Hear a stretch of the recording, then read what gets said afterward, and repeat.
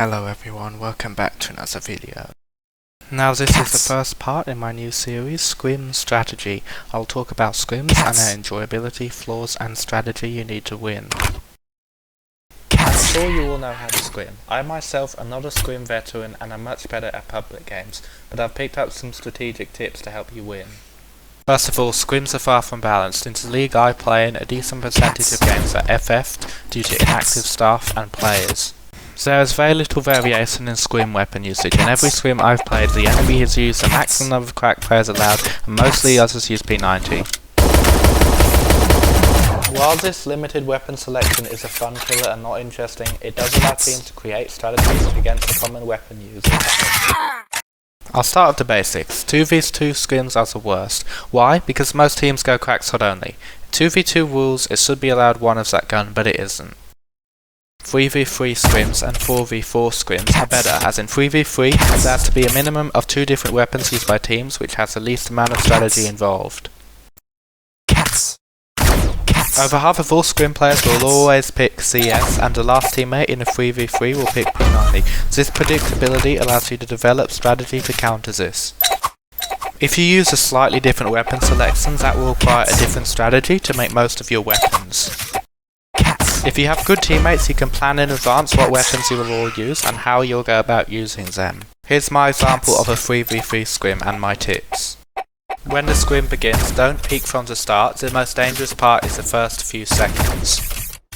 This time I wasn't able to convince my teammates to select different weapons, so it was 2 cracks, 1 free ranger versus the usual 2 cracks, 1 P90. When fighting CS users, if you have any different gun, never fight them in a tight space, fight them in an open space. When fighting close range with a sniper, there's a lot of chance involved if you end up missing or if your hit is a blank.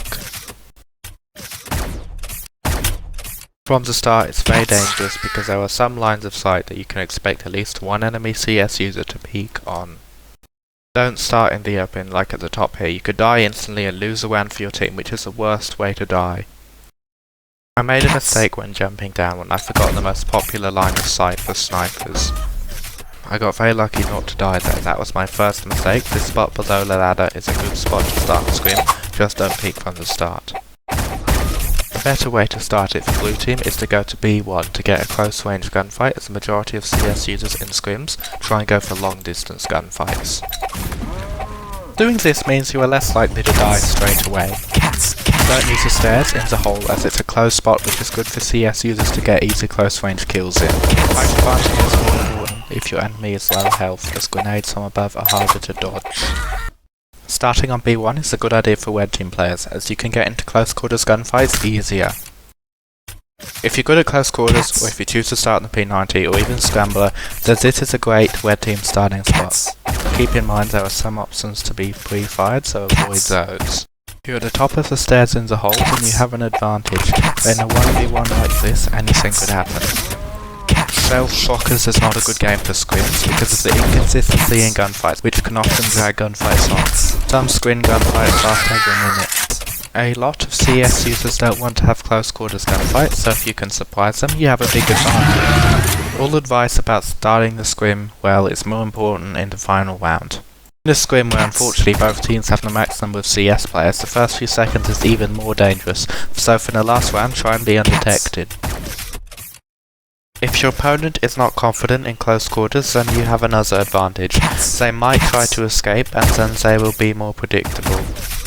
Unless a CS user is confident in their ability to hit their target, they shouldn't go for close quarters gunfights. You need to have better aim if you want to use free ranger like me, but in some situations standing still for one shot will be too risky.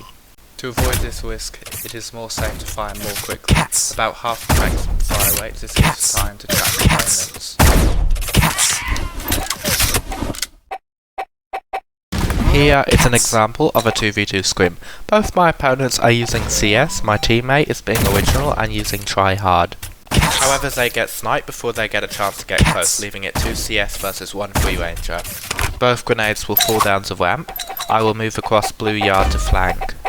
Bad grenade from me means they will get a good angle to try and fire at me. In a situation where there is one opponent left, CS users will often stand still for as long as they like. hard scoping. Because they are together, if I can get to a spot where I have cover and height advantage, I'd have better odds. A peak contest is dangerous because Free Ranger has less base damage than CS, so in order to win the gunfight you have to take advantage of the faster fire rate. I finally land a quick scope. Throughout the gunfight I was constantly checking my back to make sure the other guy doesn't sneak up on me. Now it's a 1v1. I assume my opponent will want to stay at a distance. They stay at the corner of T2, I stay below T1. Peeking from the ladder would not be a good idea. Cats. I close the distance, but slip off the tower, losing the height advantage. Climbing the stairs is a very bad idea when my opponent is loaded. Better idea to do it after they fire, and be in the open when they fire to dodge it. A close to medium distance peek is more favourable, because the distance is smaller to push if one of us damages each other. Now it looks like they move back to fight at a distance. They decide to move back to the ledge, and I land a bullet that deals enough damage to one shot. That is Scrim Strategy Part 1. I hope you found it helpful. See you in the next video.